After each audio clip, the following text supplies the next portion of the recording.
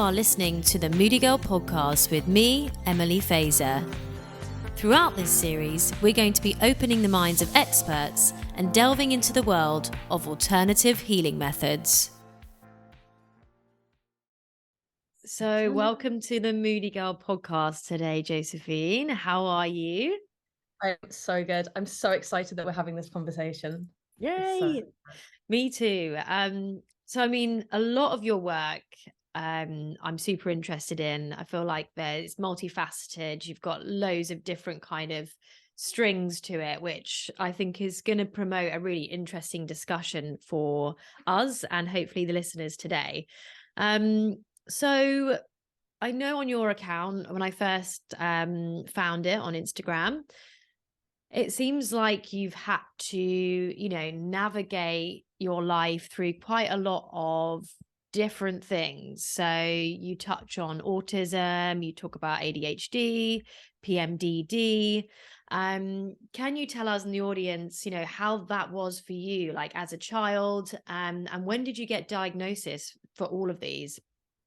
Okay. I need to almost do a disclaimer of I try and make this like an entertaining story because otherwise it's just a bit sad. Yeah. And we'll stand up, sir. So I think it's an interesting but a very common case. Again, I just want to straight up acknowledge that I have a very privileged background. Like my parents are still married, grew up in a nice home in a nice town. Like I went to private school. But I think that's interesting because that almost made me feel terrible about what happened. So I first started feeling very sad at around the age of 11. I remember I think we came down to Brighton on a family trip, and I remember just it's that weird. 11's weird anyway, but I remember just looking at the sea and being like, I don't feel anything. But it's new then, and I don't think use the internet enough to suddenly have all the labels that the current 11-year-olds do have. Kind of grateful. I was like, okay, this is weird. And then when I started my period, that's when things really kicked off. But I didn't clock that because I definitely our families, we've got quite a culture of silence in our family, just because no one's ever taught us how to talk about anything. I've now spoken to everyone in my family about this. They're like, yeah, we never spoke about periods or anything at all. And some weird things were going on. So I remember when I was 13, I was I didn't feel anything for 3 months, and it was really, really odd. However, I think it was what is that? 13 years ago? I'm 26 now. And it's so interesting how much everything's changed. Because when we were in year 6, that's when Britney Spears had her meltdown, which can be either seen as pop culture. But when you're 10, you're going, okay, that lady was very sad and she had a mental breakdown, as it was called then. And now everyone hates her. She was shamed and ridiculed, and Lindsay Lohan, we were in our little magazines, we'd get Go Girl. They'd even mention it there, and it was if these mad women are ostracized. So early on, you've got that subconscious messaging of if you've got mental breakdowns, you didn't even talk about mental health then, you're not safe. So it took me until I was 17 to actually talk about mental health, my own depression, anxiety and everything, which I again at the time identified with. Now I'm I was having a depressive reaction, an anxious reaction. I don't own that. We don't own a sneeze, for example. But yeah, so during my teenage years, it was the classic case of troubled teen, classic case of undiagnosed autistic teenager. Very creative, dressing in a really fun way, self-harming every night at 10:30 p.m. on the dot, being funky about food.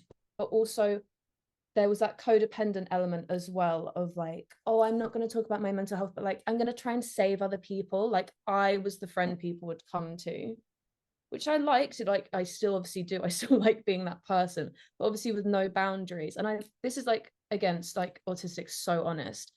I had I think this mentality of, if I save enough people, someone's going to come and save me, because I didn't have that understanding or knowledge that it has to come from me. So I remember people will come to me and help them through it, and those really intense texting conversations you'd have when you're a teenager, I'm gonna kill myself, and you'd be Dad, please don't hurt yourself tonight. But all these people were getting better, and I was still stuck. and just like, wait, like, how, guys, like, how are these people around me having these depressive episodes, but now they're growing and expanding out of them? And again, like, that's the PMDD piece. Like, I was just having 2 weeks fine every month and then dying. But because no one spoke about periods were presented as annoying, only to do with having babies, nothing else. There was nothing really there. I don't know how to give short answers, but we can cut this down. No, not at all. No, I mean, it's fascinating hearing your story. Carry on. And then and again, like, big into Tumblr, that was a big piece of this as well. So I didn't talk to anyone about my mental health, but I rinsed Tumblr. And that was like my mental health resource. Unfortunately, at the time, again, the mental health conversation is still archaic now, but it was even worse then because there was almost this chokehold. And I really believed this, that depression, anxiety, all the rest of it could all be magically cured when you take one like antidepressant, because all we had was Prozac Nation, Girl Interrupted, and girls on Tumblr who were also very unwell. There was like all the eating disorder blogs. What's her name? Felice Fawn. Oh my god, I used to be obsessed with that girl. Just because you're like, you don't have any representation, and the only representation you have is from the slightly older girls who were just bleeding their hearts out online all day, every day. And then you had like the gifts of the pill. Oh, it's just a mess. So I think when I was 17 was at a point where I was like, I think I'm ready to tap out now. Like, I can't do this anymore. I was so sad. And I'd started reading about bipolar on Tumblr. And there was this girl called Shmeggy. All these girls, like my old hyperfixations. And she experienced bipolar and she'd talk about it loads. And I was like, oh my God, she's having these big ups and these big downs. She's experiencing like these big mood shifts for extended 2-week periods of time. Okay, like, I really relate with this. And I remember I just started studying textiles, which I now know is like an extreme form of stimming. You've got the sounds, you've got the processes, like, so it made me feel really good. And I think looking back at it now, I just started doing textiles and it was all like embroidery, felting, like super like just stimulating and self-regulating. So I was immediately obsessed with it. I could bring in all my hyperfixations, all my interests, and like just make art about them. And I was really, really good at it. So I was getting like praise. So it was amazing. But that definitely did put me into a manic state. I remember every day I'd stay at school until 9 p.m. just like making and putting things together. I think I'd finally found a way to like chill out, but it just went like to the extreme, because again, I'm quite an extreme person. And I remember I was making, like, as we all do, like a response to that Alexander McQueen like spray paint dress, and I was like writing everything about it, and I was like, this is quite intense. So eventually turned around to my mum and dad and was like, I don't know how I did it, because I used to hate speaking about these things. Like, talking about periods made me feel sick. Like, I used to go to school, I'd never had pads or tampons or anything, and I'd have to go to sister and I'd be like, I don't have to do this. So I don't even remember how I did it, but I eventually asked for help. I love my mum and dad so much, but they had no idea what to do. No one did. Like, it's 2014. No one knows what to do. And they're like, oh my God, like, we knew there was something wrong, but us as parents are told it's just a phase, it's something they're going through. All teenagers are grumpy. I thought this as well. I thought when I woke up on my 18th birthday, I'd be fine. So I felt like, so I like wish I hated being a teenager. I was like, I can't wait to be 18 because then I'll be all good. So my parents, again, like privileged background, they were like, right, we tried to do the CAMS route. That was just a lot of panic attacks in waiting rooms. It was so weird. It was really weird. A lot of like going to talk to people in like the kids wards, and it was all wrong and incorrect.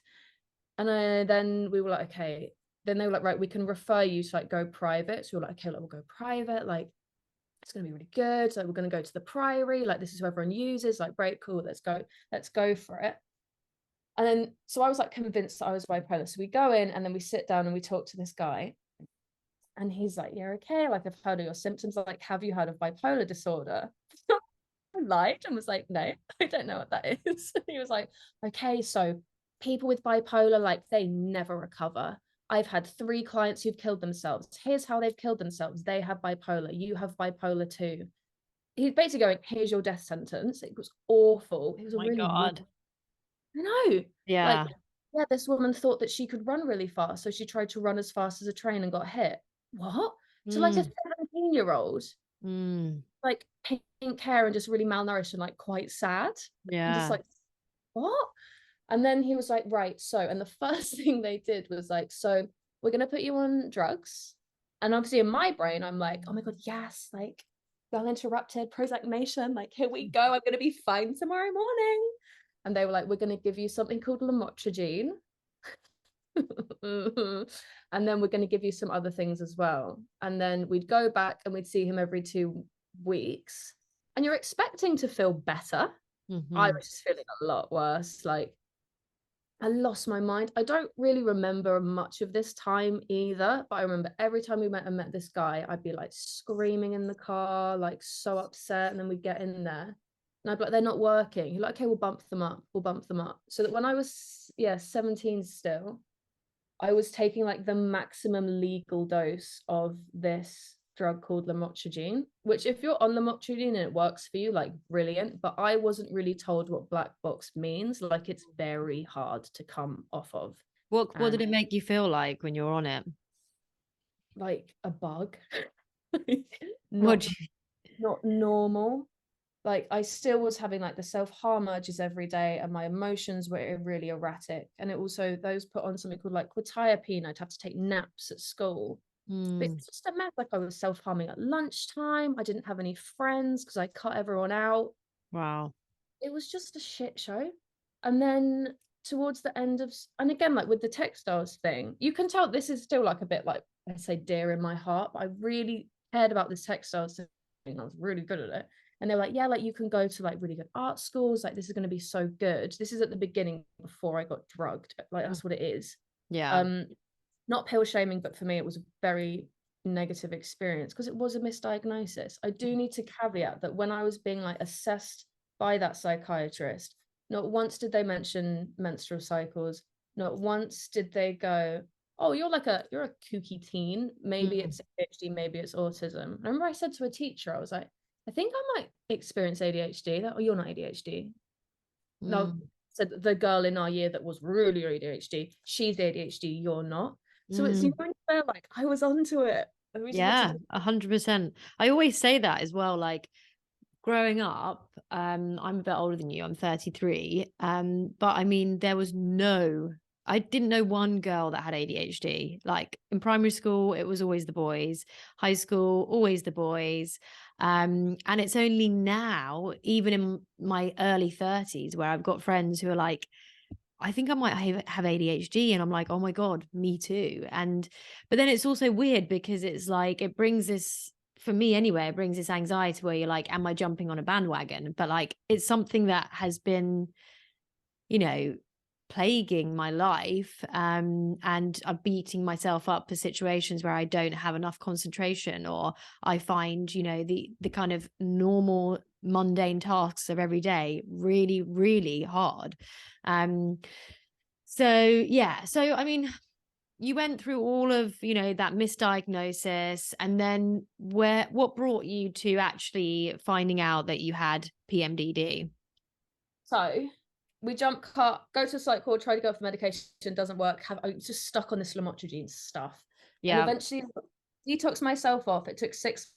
I wasn't a human being. Like I was doing cleaning jobs and I couldn't even speak to the people whose houses I was cleaning. And Wow. then like was eventually like just getting my brain clear of all these like toxins. Sorry.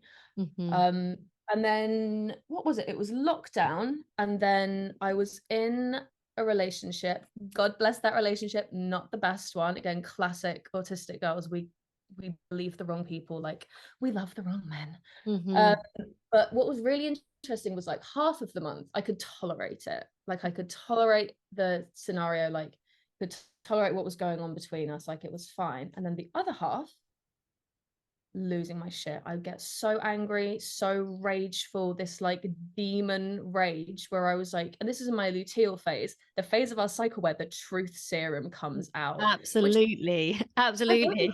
it's like a good thing. Like every month my body was trying to save my ass and get me out of that situation and get me to like believe in myself again. Yeah. I'd realized it wasn't bipolar as soon as I came off the medication, but I didn't know what the problem was. Like, why am I going crazy every month? Why is my life just trash compared to what I wanted it to be and other people around me? And yeah, so like I'll openly admit this, because I didn't value or love myself very much. I thought I was broken. I bought into like the chemical imbalance theory that was never proven and is not like very sorry Yeah. everyone.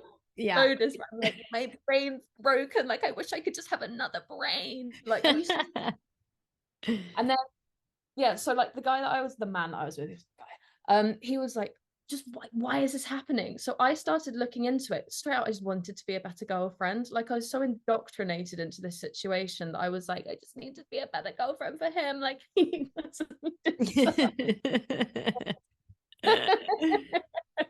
so I was on Instagram of all places, and someone was posting about premenstrual dysphoria, and I was reading it and I was like, oh my god, like no way, this is definitely what I'm experiencing.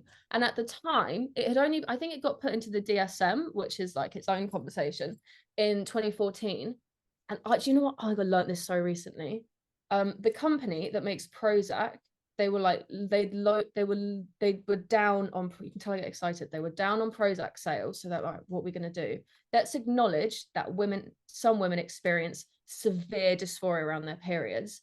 Let's repackage the Prozac. We're going to put it in a pink and a purple pill, do this whole advertising campaign and be like, guys, PMDD is a thing, like come and get your Prozac, but we've given it a different what, instead of going, some people experience severe dysphoria around their periods. Learn about your cycle, learn about where you may actually have hormonal disbalances. Before anyone has a panic, I understand it's nothing to do with hormonal imbalances, it's because you cannot process your hormones. Why don't you understand the emotional, like none of that, just put a plaster on it. Anyway, so, and I was already like, I didn't, how do we say this in like a acceptable way, I wasn't like, I think I was disenchanted from the Western pharmaceutical approach. So I didn't run to get the validation of my GP. What I did do, because I didn't sign up for a GP because I just moved to Brighton, I went on iapmd.org. Yes. Yes, it's They were amazing. like, so good. And in their resources, they were like, we've got a list of GPs, medical providers that recognize PMDD. So I signed up to that GP, had my phone appointment, and I was like, I'm ringing to tell you that I'm experiencing PMDD. I just need you to confirm it. In like 2 minutes, they're like, yeah, okay, well, that's you. So I was like, right, I finally got the answer. Like, it's PMDD. I talk about it on my Instagram stories all the time, like learning everything possible. And then I remember, but then I didn't love myself at all at the time. But I knew, again, like I need to be a better girlfriend. Like I need to fix this. I need to do it for him. Like thanks, yes, like whatever gets you to do it. But then I went on Amazon, because again, there's no information. I Googled it and they were like, so what you can do is take birth control or the pill. I mean, or sertraline. And I was like, I'm not going to do either of those because I'd already had bad experiences, which I'm kind of grateful for. So instead, and again, like ADHD and autism hadn't entered the chat for like another year at least. So I was like, right, I'm going to do this now. I'm going to learn everything there is about the womb, ordered every single book off Amazon. Thanks, Mum. I didn't pay for those. Thanks, Louise. About PMDD. And I got like the basic books, like, where is it? Like the PMDD Phenomenon. Yeah, got that one. It's a goodie. The Game Changer was 2 books, which genuinely happened to be here. One was Womb Awakening by Sarah Bertrand. This is a 500-page Bible. Wow.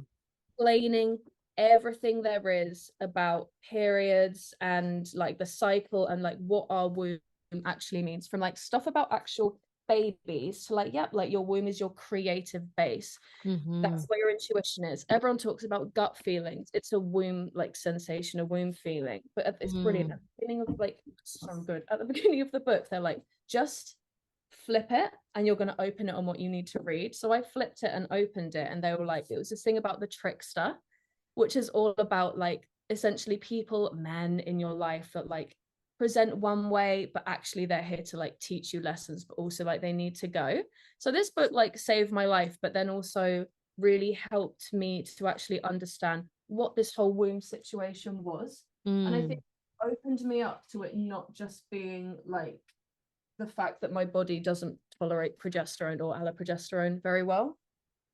And then it got exciting, and then it got good. So I was like going down that route. And then, yeah, we were saying at the beginning about Natalie Ryan Herbert. I discovered Yeah. her, and I was like, okay, like, because I think a lot of, my dad said this, he's like, a lot of people realize they have these issues and they just let it kill them. But Mhm. maybe it's like the question everything, like EA games challenge everything. I love playing The Sims. That clearly got into my subconscious. Yeah. I was like, I have to get better. Like I can't do this forever. I will not make it. I can't do this anymore. So I Mhm. had a meeting with her, and we didn't like have that like hitting it off connection. So I was like, okay, fine, but like obviously respect what she does. She's great. Natalie, like, you're changing lives. We love you, like the OG. Great, thank you so much. And like in my RTT training, thank you for your like talk that you did. So I was like, right, okay, what am I going to do? Let's find someone else who does this rapid transformational therapy. And found a lady in Brighton called Sally Garozo. And I still didn't know a lot. I was like, well, she talks about menopause, so she knows enough. So I had a session with her, and it changed everything. Wow. I'd gone from being like, oh, the PMDDs, they're like for these reasons that we're told, by like profitable science. But I think it's just I think I will say with that, almost like, I think the reason that people aren't pushed to actually look at the emotional root cause is because you can't patent emotions, you can't patent the subconscious, you can't patent breath work, you can't patent nutrition.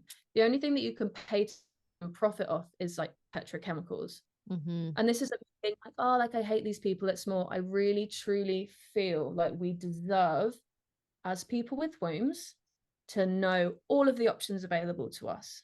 If you want to put a plaster on it and come back to it later, go for it, do that. Mhm. But just because a big corporation can't profit off of you, like seed cycling, for example, doesn't mean it shouldn't be inaccessible. Yeah, totally. I think the thing is, which I found as well, like I went down a similar sort of path where I went pharmaceutical for about 5 years with it. And I went to Chelsea and Westminster PMS clinic, and they were like, Ooh, which oh was like, yeah. it was, yeah, it was amazing. At that point, it was like a beacon of light. I was like, finally, I found my place. I can go and speak to a doctor and they're acknowledging like what PMDD is. So there was some really amazing doctors that were doing really good work. But at that point in time, I went on, there was like, I think 5 different stages of your like recovery or trying to manage it. And I think I went up to like the third stage, which was HRT, the transdermal gels. And so I did that for 5 years. I want to get a hysterectomy. I wanted a hysterectomy so Oh badly, and yeah, that makes yeah. so After going that, on. it was chemical menopause with the Yes. Oh my injection. God. And then it was a full-on hysterectomy. And then I was in this like PMDD support group on Facebook. I started Moody Girl and started Everyone, like, pardon? weren't Facebook groups like all we had? I know, All we literally. had. But it was really heavy as well, like a lot of like suicidal ideation, a lot of management of people who were really really struggling. And so it felt like a really heavy community to be in. And so yeah, and I mean, I was on that for 5 years and I fully believed that it changed my life. And it was only in like 2020 when my husband was like, Emily, actually I can't really tell the difference when you're off HRT and when you're on it. And I was like, oh, okay. And so I just decided to start weaning myself off it during the lockdown, because I was like, it's now or never, basically. And like, I don't really want to be having these transdermal gels. I had to go to London to go for, catch ups. And, it served a purpose for me at that time. But I'm now drug free and, I still experience it. That's the thing. So I'm very interested in RTT and the work that you're doing, because if I could kind of can you explain more about like where your root cause where was it stemming from? Do you know that answer for like your PMDD? Yes. Okay. So, caveat: Super Nanny is to blame for this, not Louise, my mum. Okay. So, when I was, okay, how do we preface this in a way that makes sense? I get so excited and my brain's like, um, so when I was small, I was the oldest child in the family, and I have a younger sister who I love very much. none of our family is diagnosed neurodivergent. We have a very neurodivergent family. So there was a lot of outbursts and a lot of overwhelm and a lot of shutdown, is how I can now understand it. But so when I was small, I'd get overwhelmed and then I'd have tantrums and scream cry. And then what my mum had been taught by like TV, like Super Nanny, all these parenting books, like the leave it method. So you get the child, you lock them in a room, you keep them there, and they're going to cry it out, and then they're going to stop, and then it's going to be fine. I think under the caveat of you're teaching a child that it's not okay to have these big reactions and they're going to sort themselves out.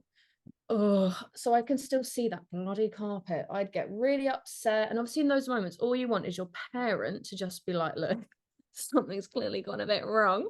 Let's have a cuddle, let's sort it out. But again, like my family's very neurodivergent. We do what we're told, you know. So if someone's going to, no, that's not right, you should do this. Of course, your mom who wants to do the best for their child is gonna be like, okay, well, in the playroom you go. And obviously she was probably overwhelmed. There was two of us. My dad worked so hard, so he was never at home. She was essentially like a paid for but single parent trying to deal with two, I hope she didn't mind me saying this, but like neurodivergent kids, you know? Yeah. So I'd get put in this playroom, and then it even says in like this Womb Awakening book, when you do that to a child, they don't learn, oh, crying makes me be by myself.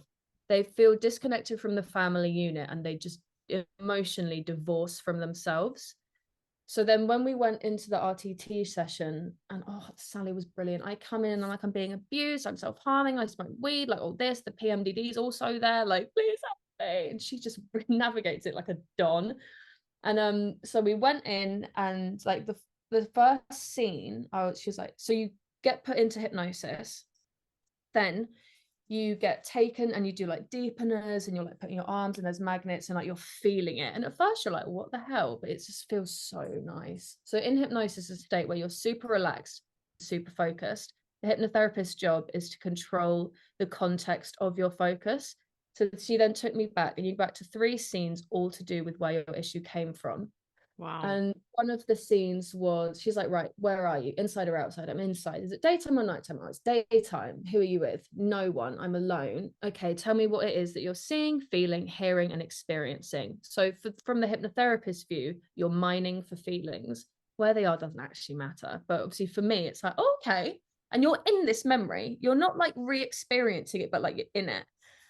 But from a place of, you're not feeling those feelings, you're just really relaxed. Like, this is why it's so powerful, because you can review really tough, I mean, I've looked at some tough scenes in hypnotherapy, I've done a lot of it, but you're calm and just going, yeah, this is happening right now, let's explore. So I was in this playroom and I could feel like how upset that version of me was. And this is when I was almost like really sold on hypnotherapy. She goes, what are you feeling? I'm like, oh my god, like I can feel like this bang on my head. And I'm like, wait a minute, yeah, I've just smashed my head against the door. And I could feel the sensation of it, like that Wow. right on my head when I was, what, 4 years old? Like, Wow. how interesting. And then we go back to, so there was like all that, like the loneliness piece, the abandonment piece, and also like my emotional needs are not getting met right now. And then we went to another scene where like I'd literally just been born, and I could feel like the anxiety, because again, like my dad wasn't there, because he was, I love this story, my dad was like coming from work, I was born really quickly, and my dad like runs in and he had like ice, because he was told to bring ice, but I'd already been born by that point. But I think in the memory I was remembering the anxiety naturally with my mum, like, where is he? He's been born very quickly. So we like identified that. And then you do another thing called role, function, purpose, and intent. You can tell I'm ADHD because I'm telling you like every detail. I'm so sorry. No, love it. It's great.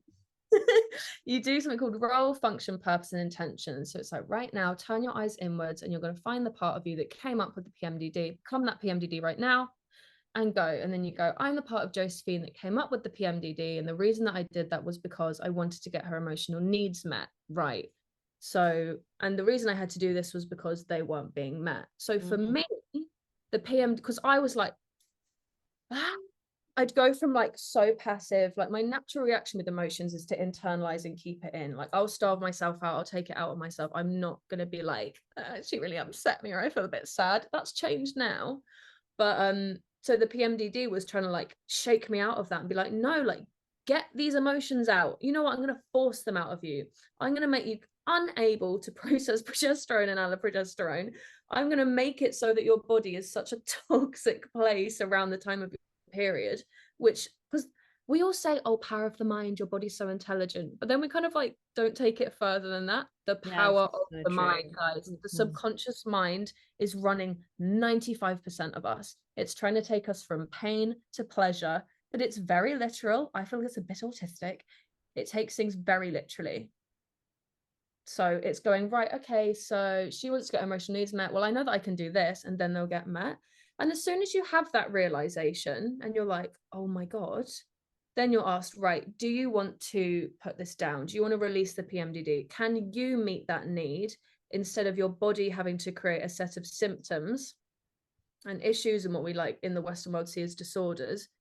Do you want to meet this instead? And I'm like, oh my God, yeah, 100%. Like, that's not, I cannot do another month of this. Like, it's exhausting. We're living half the month. I It's know. awful. Yeah. Like, ugh. So then you get the choice to like release it. And I do that with like it's brilliant. And people are like, I could feel it leaving my body. And you're like, yes, because that's how powerful words are. Like, you can just use these suggestions to release it. And then you do extra bits where you're like looking with your inner child, or maybe this is where RTT is unique. In normal hypnotherapy, it's visualization based and wordplay, whereas the RTT, you bring in other things. So you're talking to your inner child. Maybe you're then going to be sat opposite your mom or your dad or like someone else in your life. You're going to speak to them what you want to say. Then you're going to swap places and they're going to say their piece. So you're just bringing yourself all that information. It's so genius. And there's a lot of inner child work where you're like, I'm bringing my inner child into my life. I'm going to look after her. So I feel like for so many of us, especially with like executive dysfunction, I'm thirsty. Okay, but drink water in a bit. Or like, I need the bathroom. Well, you can use the bathroom when you're done with your task. Fine, we're going to say that to ourselves. But are you going to say that to a 5-year-old? No way. So once you've installed that 5-year-old in you, suddenly like you're looking after yourself so much more. Oh, it's just, yeah. And then How many sessions was that with Sally? One session. So I saw her once and then I called her 3 months later because, and she also like got me, I'd been like stuck in this relationship for 5 years, couldn't leave it, could not go. Like classic autism narcissist like relationship. Grateful for the lessons, grateful for the like initiation, like, but I could not leave. I go and see Sally. We don't even really, we kind of talk about it, but like, it's not a big thing. But she puts it into my transformation and audio that I love myself now and all these things. And I broke up with him 3 days later, like What? that. No like way. all of that connection had just been severed. And I was like, this is genius. No more PMDD, no more like. So what, literally, when you say no more PMDD, like how many years ago was this with Sally, and what do your cycles look like now? Oh, I love this. Okay, so I saw her in 2021 on the 8th of December. Yeah, that's correct. And then like I remember I went home and I made a salad. Like I didn't eat salad. so wild. And then I think it took, there was some, with hypnotherapy you have some big shifts and then you have some smaller shifts. I was looking at my stories yesterday and I was like, oh, okay, so I was still talking about PMDD like a month later, but it was a lot less extreme. And I think the way that Rapid Transformation is interesting is because you get given a transformation audio at the end of everything you want, and you listen to it for 30 days, and that's seeding your subconscious to move you in the direction that you want to go in. And I had an embroidery business at the time when I was like 19 to 24. I enjoy it, but I don't like engaging as much anymore. And it was about that, and also like engaging in my cycle, honoring my womb space, looking at where I am in my cycle and taking action as a result. So if it's the week before my period, like it is now, this is a good thing to do because I've got that honesty. The risk is I'm going to talk too much because I don't have a lot of estrogen, which means I have a lot of dopamine, which doesn't really have focus type thing. But so it went from being like super suicidal to just hate, like it was so awful. PMDD really was just like a life ruiner. But I forget how bad it is because now, like, I'm on day 24, I think. And I'm not getting thoughts of just like, oh, you should kill yourself. I don't have like self-harm urges anymore. Admittedly, yes, I did have chips for dinner. It was a full moon. The parasites in our body are hungry. Yeah, but that's fine, right? I mean, surely you can't like, surely it can't like completely take away all, Yeah. just wanting to have some chips. I think that's fine, right? Like it just puts you back into like where you actually want to be. It doesn't like take away the fact that we're still cyclical beings. It just Yeah. takes away the trauma and the emotions and the things that are coming up every month. I think that's what PMDD is. It's an initiation to try and get us to come home to our bodies and learn about being cyclical, connect with the power of the moon. It's your body screaming at you every month. But it's also a case of, like, for me, every month the same things came up, that I'd be crying about the same things, but I wouldn't be dealing with them because I didn't know how. They'd just come up, I'd have these big reactions, my period would start, and I'd be like, okay, moving on. Like, I don't know how to look at these things. Whereas with the hypnotherapy, you're looking at the things that are begging and making your life miserable, and they just want to be looked at and processed and released. So then that big bag of things that's coming up every month, it's not there. There's no like wrecking ball to hit you with. So yes, like I'll still get annoyed and irritable, but that's normal. Like, that's really good. It's really important that we have this time in our cycle, especially like as womb keepers, especially like as women. I try not to gender this topic too much, but as people who like identify as women and live as women, we're not exactly encouraged to speak our truth and speak our mind. So that week before our period, when we're like, do you know what, this is bullshit, that's so important. I agree 100%. I mean, I've like lashed out at work before, and like I have, I always say PMDD, or the luteal phase, is like basically things that you're trying to ignore any other time in your life, which aren't going right, or aren't right for you or serving you. The week before your period, it's like shows up and it's like, why are you ignoring this? It's not working. Hello, listen to me. What are you doing with your life? Come on. And in a way, I actually, it's really made me like review it more and think like, why were we made like this? And I think it is to keep a check on our lives and to review, what's not serving us and getting it out of our lives. And so in some ways I can be thankful for the luteal phase, but of course, like, I haven't had RTT yet. So can I also get Sally's surname again? How do you spell her surname for myself and listeners? Okay, so Sally, so she is a menopause specialist, but can literally do anything. She's genius. So it's Sally, and then it's GAROZO. Yeah. ZO. Double ZO. Double ZO. And she's based in Brighton. Based in Brighton, but she does sessions on Zoom. Okay, And great. she's brilliant. She's Okay. just so kind. So yeah, and her thing at the moment, she's really interested working menopause, and she's like, it's so frustrating how, again, hypnotherapy isn't number one when it comes to talking about menopause, because menopause is your second spring, your second adolescence. Anything that you've never dealt with in your life, of course it's going to rear its head now. It's like with the PMDD, it's our body's wacky way of going, hi, can you look at this please? And she works with people to take away the really heavy stuff so you can just have a calm menopausal experience. Like, I'm not, with the PMDD situation, I'm not trying to take away from the fact we're a cyclical being. I'm trying to get us to lean into it, especially as neurodivergent people. The cycle is this amazing foundation from which we can live our lives every month. All these people, oh, my Elvance, my Ritalin, it doesn't work the week before my period. Like, why is this? It's like, yeah, because our estrogen levels are down here. Here's how we can work with this. Your body's trying to take you within. It's not go, go, go time. It's right. Sit with yourself, get the work done that you need to get done, so that by the time your bleed comes, you can really sink into that space of rest and recalibration. And that's how we like avoid this burnout that we're all now becoming aware that we're experiencing.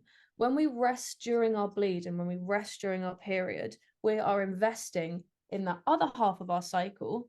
It's so interesting, like when you allow yourself to take as much time as you can, even if it's like meditating once during your bleed, like what 1% can you do, as the Red School teaches? you'll then find that when it comes to ovulation time, you're going to have more sustained energy. You're going to feel better. It's going to be less intense. Like I think as well with ADHD, ovulation time can be quite jarring because you've got Mm-hmm. energy there and it's like, oh my God, what am I doing? So when we have that cyclical literacy piece there, we can go, right, today I feel this way, and this way. Let me cross-reference with where I'm in my cycle. To be expected. Then you're removing the guilt and the shame and the, oh my God, am I going into a depressive episode again? Like whenever I used to be sad, I was terrified I'm going to be depressed for 3 months. No, babe, we've got like 3 days. And here's how you're going to nourish yourself to reduce that experience. Like symptoms are the way that our body's just trying to have a chat with us and be like, all right, buddy, I'm going to give you a headache because it's time to rest. I'm going to make you hate your family a little bit because it's not fun to be with them. Be with yourself to actually get that knowledge and that wisdom that's in all of us. Mm-hmm. I love Yeah, that. no, that's incredible. I think it's a really interesting way of looking at it.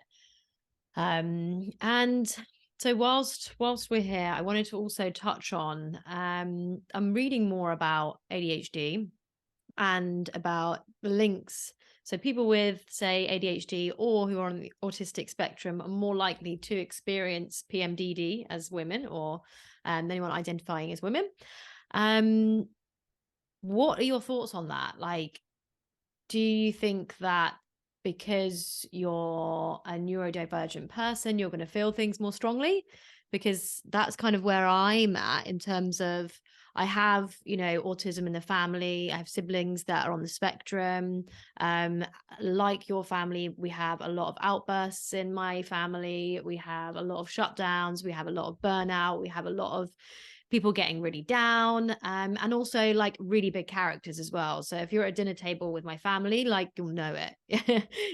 Everyone's got something to say, everyone's got an opinion, probably someone's going to end up crying, and then we're going to have a huge cuddle, and then we're probably going to fight again, and then we're probably not going to talk to each other, and then we're going to be there for each other if anything happens. So it's like this, it's a whole thing.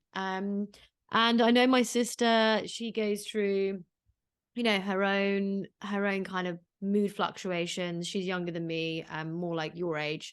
And yeah, and same with my brothers as well, and my mum. My dad's quite level-headed, but I'm pretty sure he might be on the ADHD spectrum as well, just in terms of his like conversations, and then all my cousins as well. So it's like, I was having this conversation with a friend the other day. Like, what's the purpose of getting a diagnosis for autism or ADHD? Do you need it? Number one. Okay. So, can I answer both of the questions? I really want to answer Yeah. both of them. Is that Yeah, right? of course. Yeah, of course you can. With the PMDD, you must have this all the time. I come up with my own theories and realizations, and then I Google them because to find that someone else has like proved me right, if that makes Yeah. sense. Yeah. We've got that lateral pattern brain. So I Mm-hmm. was thinking when I first came into like the internet space, I was making self-harm content. Then I moved into PMDD because the self-harm was like we like impacted a lot of lives, but there's so much safeguarding involved, like it was dangerous for me, if that makes sense. So I was like, right, I'm also really passionate about this PMDD piece. That's why I studied hypnotherapy in the first place, because I was like, well, I don't experience it anymore, why should anyone else? Come on.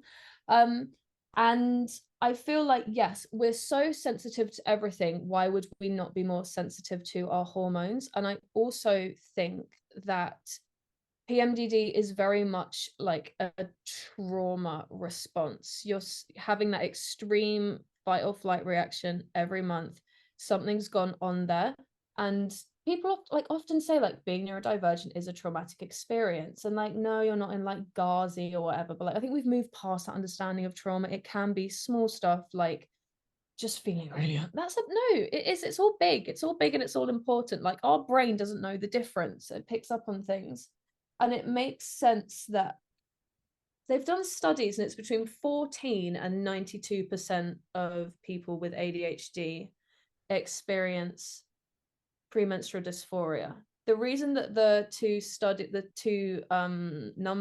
statistics, I'm dyscalculic, guys, sorry, I literally can't do numbers, is because the studies are so small and so tiny, but it makes complete sense that pretty much everyone I've come across who's ADHD and or autistic really struggles. because it's such an extreme state to be in. We pick up on everything, but also there's so much in our lives. Like there's people listening today, you can probably tell there's things about my journey.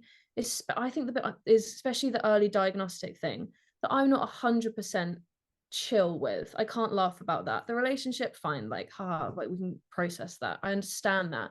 But I think that piece at the beginning with the misdiagnosis, that still hurts. So, and we all have experiences like that. We've all like been bullied in weird ways and ostracized. So it makes sense that you then have this extreme reaction. I just do need to double down on like, you don't do hypnotherapy with me. Like do it with anyone else. You know, I'm not saying that. I believe so passionately that we deserve to have the knowledge that your period is a really big gift, especially for our neurodivergent brains. It gets to be our guide. It gets to be our oracle. It's what we can lean into. We love routines. We respond really well to them, and we have one in our bodies. And then with the diagnostic piece,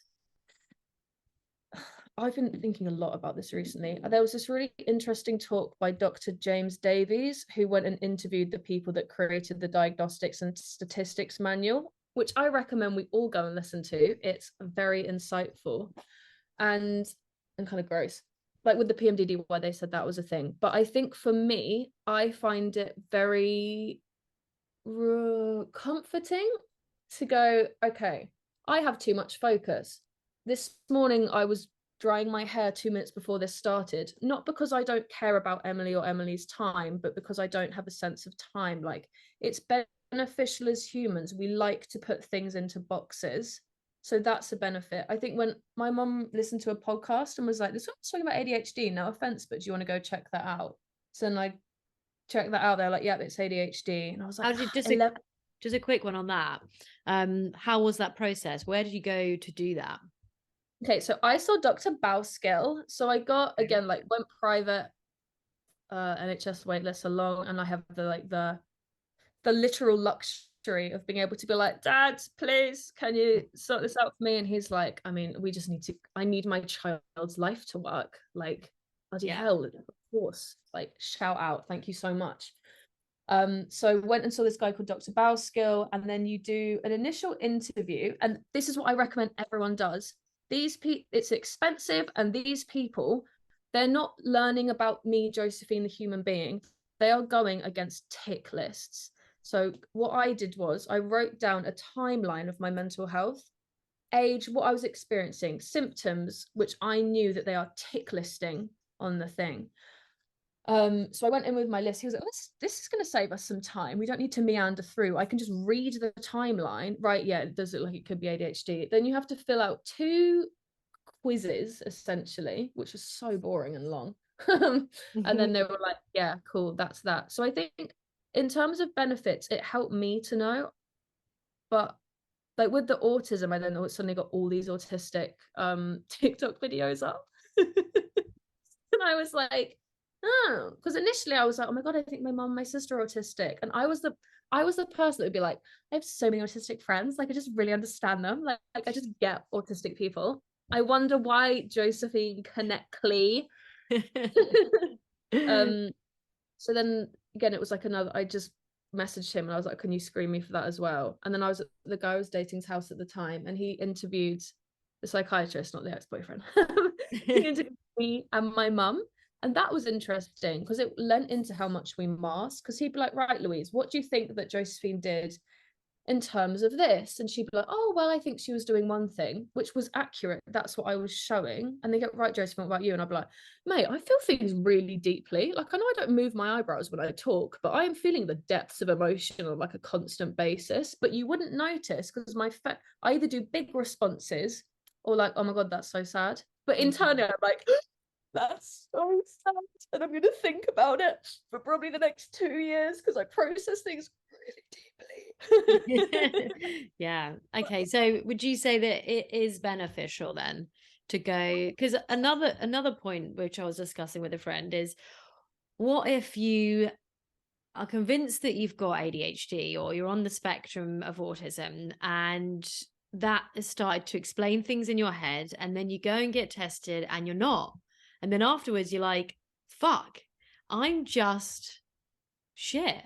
You know, like That's Yeah, also another area of it. Like, what if you don't get the diagnosis and then you feel like really bad about yourself because you are just struggling with general life? okay. Yeah. I completely hear this. I think because whenever I've realized, I just decide and I'm like, yeah, I know that's me. Like, I know Mm, that's what I'm experiencing. yeah.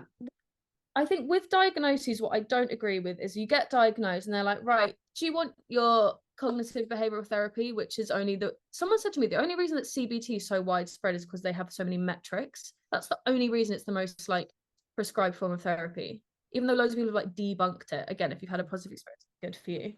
But like, they just, a diagnosis should come with like, yes, you're experiencing these symptoms. Here is the breadth of things you want to look at. With ADHD, gut dysbiosis, inflammation in the body, toxins. Here are some ADHD strategies. Have you looked at taking certain supplements such as lion's mane? How about L-tyrosine so that you can actually make more proteins to make more dopamine? How about learning about your cycle and how that's going to affect you? And again, so if someone is like, oh yeah, I think like I'm seeing so much ADHD content like mirrored back at me, I really relate with all of this and I'm nervous and I'm scared, forego the diagnosis. And if that's what you feel that you want to do, and take a look at beforehand, right, if I really take a look at what I'm doing, is there traumas in my life that I need to be addressing? In like Johan Hari's new book, is it Lost Focus? He's talking about how they went to a school in America where there was so much gun violence and most of the kids were experiencing ADHD symptoms because they were in fight or flight constantly.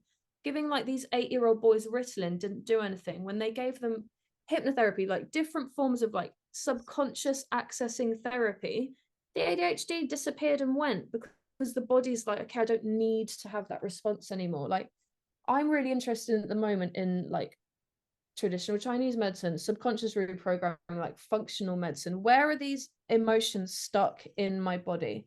How is that affecting me? What nutritional deficiencies do I have? I was vegan for 5 years. I look like a ghost, and no wonder I couldn't concentrate.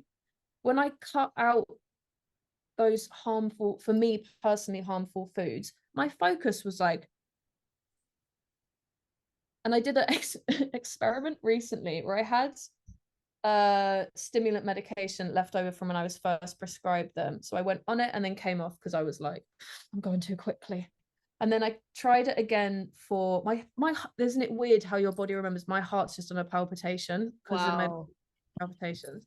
And so I tried it again in December, like for a month, like a month. And I was like, okay, I'm going to give it a go. I'm not eating as much sugar anymore. Maybe I'll be able to hack it. So I was like taking the methylphenidate every day. And then I could focus really well initially. So you have that initial burst. Oh, I think, yeah, this is important. People know this. You have that initial burst of like, oh my God, I can do this. Like your dopamine's like riotous. You're being a really good capitalist.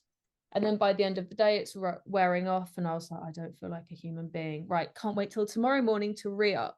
And I was doing all this research into what I'm talking about now, like the cycle, and I was getting into like the sciencey side of it, as like writing it all down, putting it together, because I want to make like a program for everyone.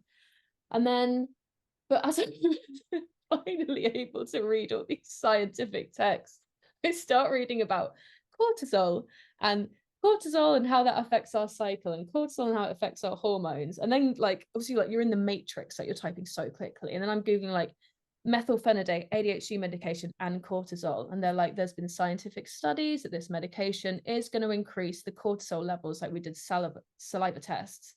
So I'm like, it had this weird moment of like, this drug is allowing me to have like, it's allowing me to just kick my dopamine into gear. So I'm able to access the information, but I'm reading and learning about how, especially for like womb-based hormonal bodies, these drugs are going to send us on like a weird, I definitely didn't ovulate that month either, which means my body wasn't safe enough to host a child. And I was like, well, I've flown too close to the sun. I'm going to have to come off these drugs, which was grim. Guys, taper down. Don't do what I do and just take yourself off, or take yourself on in the first place. But they were prescribed. And then afterwards, I was like, okay, I've had that experience. I know what that acute level of focus feels like. Like on week 3, it was just wearing off, But again, that makes sense with my cycle.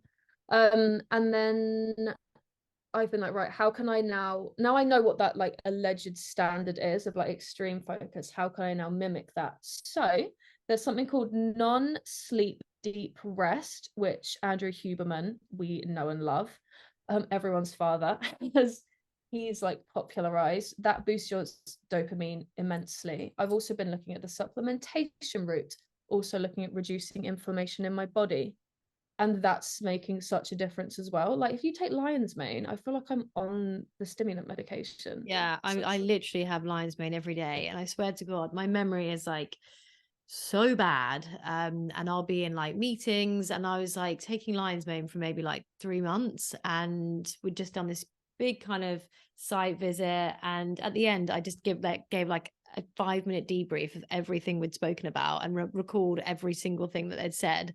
And I was just like, wow, you've got a great memory. And I was thinking, geez, like, I don't think I can ever say to myself, like, or say out loud, I've got a good memory. And lion's mane just reacted so good. But obviously, you need to get like really good quality lion's mane. Otherwise, it's just no point. Don't call me the Barrett. Okay. Yeah. No, exactly. Not go there. No. Okay, so I'm just conscious on time. I've had an amazing conversation with you today, Josephine. I will share your socials on the end of this podcast, but I wondered if we could finish up on you leading a guided RTT session. So anyone who's listening, this is a hypnosis that's helped Josephine so much with dealing with her PMDD symptoms each month. And you can try it at home in the comfort and just relax. So take it away, Josephine. So what I recommend that we all do is we'll do like a little intro. With hypnosis, you are in control at all times. So all hypnosis is self-hypnosis. I am saying words. It's up to you whether or not that you're receptive to those. And another thing is, I think a big question comes up is like, oh, hypnotizability. Like, how do I know if I'm hypnotizable? So there is a brief, like 2-second exercise created by Dr. David Spiegel. He researches hypnotherapy out at Stanford University. We love him. So what we do is we're going to look up behind our eyebrows, looking up, taking a breath in. And then as you're going to breathe out, keep looking up, but close your eyelids right down. And you may be feeling a flickering sensation. Perfect. I can see Emily's stunning. And then just open your eyes. And the more you feel that flickering sensation, the more hypnotizable you are. I think one of the reasons I feel like hypnotherapy is great for neurodivergent brains is we're so literal. We have that hyper focus. We're so imaginative. Like, we have that ability, like it's made for us, and it's a really nice reset when you're hypnotized. In case anyone's like, what is that? You feel super relaxed and super calm. So you've got your like beta brain waves, which are your normal brain waves. Alpha brain waves are when you're in light trance. So that's what we'll be entering into. That's where your intuition like sits, and that's where you can do the subconscious reprogramming. Then we've got the theta brain waves, which are the deep trance. That's where we get to in the hypnotherapy sessions, where we are replugging and reprogramming and looking at what's going on. So a last caveat of if you're experiencing borderline personality disorder symptoms, epilepsy, or schizophrenia, I'd sit this one out just in case.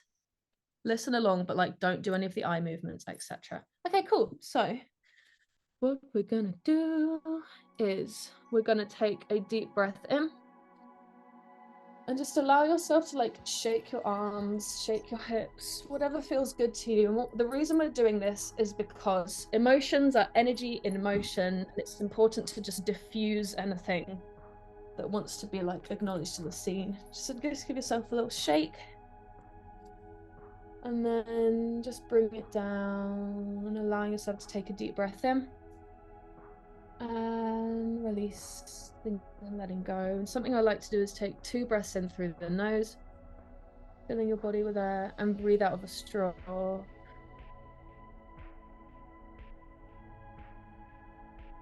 How's that for a reset? So what we're going to do is we're going to look up, all the way up behind our eyebrows, and take a deep breath in Filling your tummy and then your lungs with air, and breathe out, keeping your eyeballs up as you take another deep breath in. And breathe out, releasing and letting go. And breathing in again, keeping your eyeballs up. And as you breathe out now, just close your eyelids down, right down, releasing any resistance and letting go. Taking another deep breath in. Using your breath as the connection, breath as a medicine, breathing out. And as you breathe out right now, your eyelids shutting even further, the muscles and nerves in and around your eyes are becoming heavy, droopy, drowsy. And your eyelids are starting to feel as if they've been glued shut, sealed shut, locked tight, feeling safe, feeling supported, feeling that sense of relaxation developing within your body. And you'll find that the harder you try to open your eyes, the more they feel glued shut, sealed shut, locked together. So, knowing you're doing wonderfully, you're doing perfectly, just allowing what's going to happen. Just forget all about your eyes and allow a drifting, floating feeling to develop in your body, and just drop your chin a fraction so you can feel that same looking down sensation you get when you look over a balcony or down 10 steps, seeing those 10 steps taking you to where you want to go, somewhere relaxing, somewhere calming, seeing these 10 steps right now. And as I count down, just see your feet, hear your feet, and feel your feet treading each and every step as you just go deeper now, moving on to step 10, as each muscle, every nerve in and around your eyes are just allowing yourself to move deeper, drift deeper. As you move on to step 9, you can see your feet treading each step as you go deeper now. Taking step 8, feeling safe, feeling supported, feeling heard and seen. You can hear your feet making contact with every step as you go deeper now. Taking step 7, and you can feel your feet treading each step as you go deeper, move deeper, drift deeper now. Taking step 6 as you breathe in and breathe out onto step 5, knowing you're halfway down. Just go deeper. Taking step 4 as each muscle, every nerve is turning loose, letting loose. And you go deeper now, allowing yourself to drift, to float, become lighter and lighter, feeling that sense of lightness within your body, lightness within your being, knowing, understanding that it's all one. Taking step 3, going deeper into an awareness of yourself, that sense of relaxation. Developing onto step 2, going deeper into your own internal state. And as you move on to step 1, right now I'm going to click my fingers. And as I click my fingers, you'll go deeper, drift deeper, think deeper. And you know that deeper just means going deeper into an awareness of yourself. So just go deeper, drift deeper, sink deeper. And I want you to imagine that your eyes are glued shut, sealed shut, locked together, and that this gets to feel so good. The harder you try to open your eyes, the more they feel absolutely locked tight. So try to open your eyes, find they're locked shut, go deeper. Try to open your eyes, find they're glued shut, go deeper. Try to open your eyes, find they're fused together, sealed together, and go deeper, deeper, deeper, at least 50 times deeper now, moving down, melting down, entering into this space of even deeper relaxation. And I want you to just ask your body in your mind's eye, show me what relaxation feels like. And as your body shows you right now, I just want you to locate the relaxation, starting at the top of your head, moving down, melting down the back of your head, undulating down your spine, moving down, releasing, relaxing, and letting go, leaning back and leaning into this sensation of relaxation, allowing it in. Letting it in, knowing that you are safe and supported in doing so. Knowing and understanding that you are creating these sensations within yourself and you have access to these sensations as and when you wish to. And as you relax even more, you understand that understanding is power.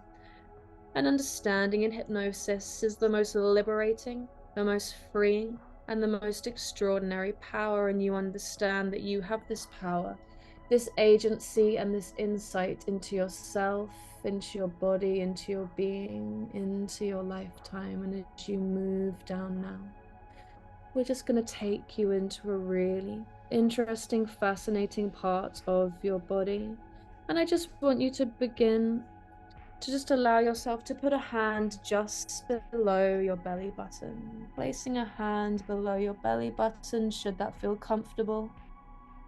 Giving yourself consent if you wish to do so, and just bringing your mind now, turning your eyes inwards, and you're just going to move your focus down the back of your head, down your neck, down your spine, down through your heart space, seeing your heart, seeing this doorway that's positioned at the back of your heart, and right now opening this doorway and allowing any emotions, any tensions, any resistance, allowing it all to go and flow and melt out of your heart space, releasing it all, letting it all go, feeling it moving down your spine, out of your body, being absorbed by the ground below you.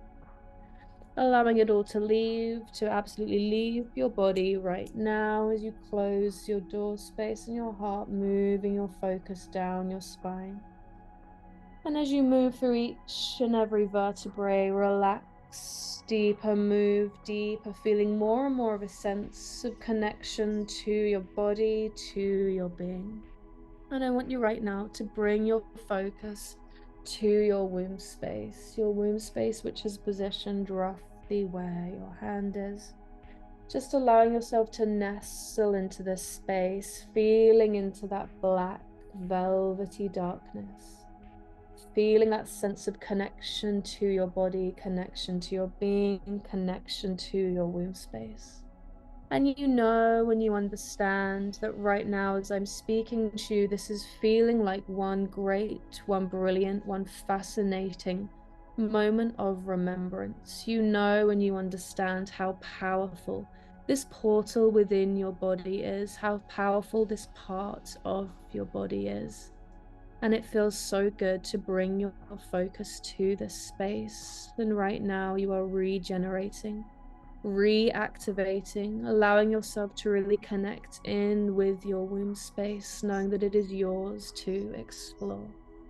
Maybe right now you're seeing colors, feeling sensations, or maybe you're feeling nothing at all, but what you know is that your womb space is a part of your core. It is one of the essences of who you are. It always has been and always will be a permanent part of you. And while we've been led to believe that our womb space is simply a place wherein we potentially birth children and where we menstruate from, you know and you understand that this is your creative powerhouse. This is where your intuition sits, and it feels so good to connect in with this space. And now that you understand this, you are freeing up your mind, freeing up your body and your being to connect in with your womb space, to connect in with the messages and the meaning within your own personal cycle, feeling connected in with your body.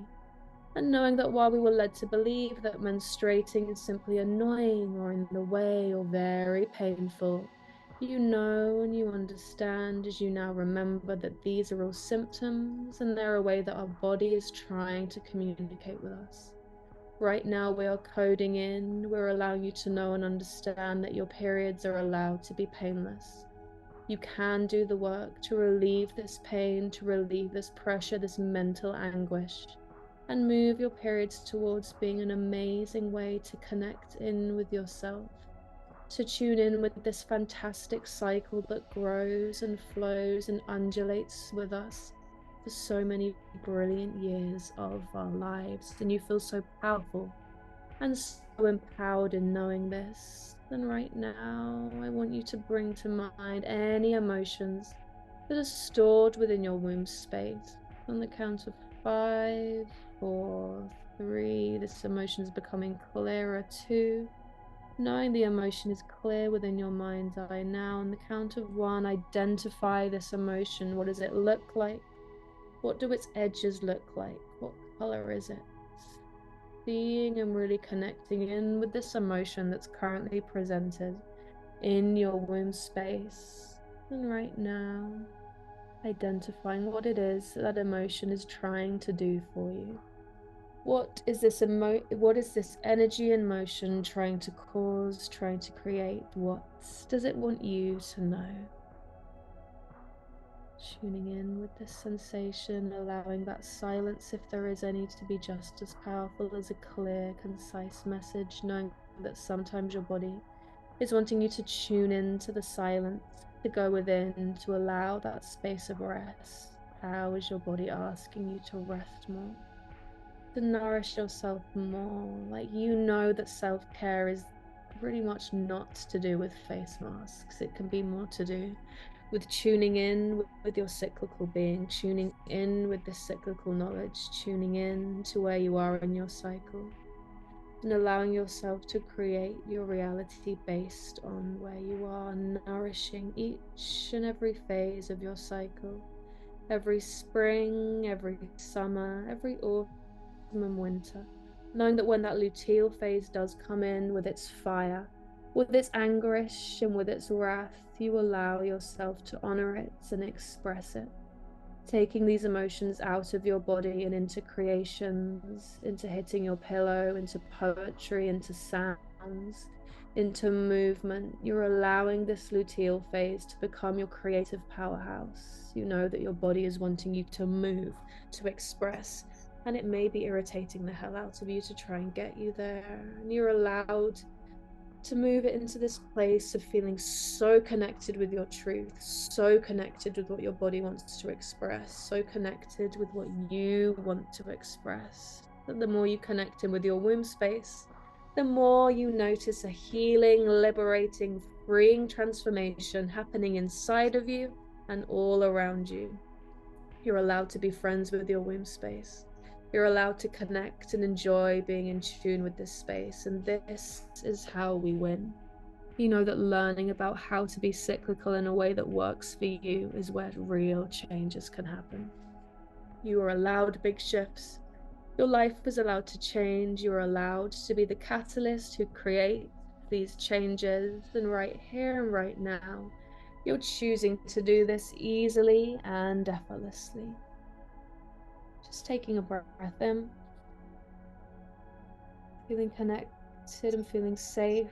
And when you're looking for that moment of safety, when you're feeling any emotions which may be challenging, you place this hand to your womb space and you tune in. You take those 3 deep breaths in, you tune in to your womb space, and you ask your womb the question.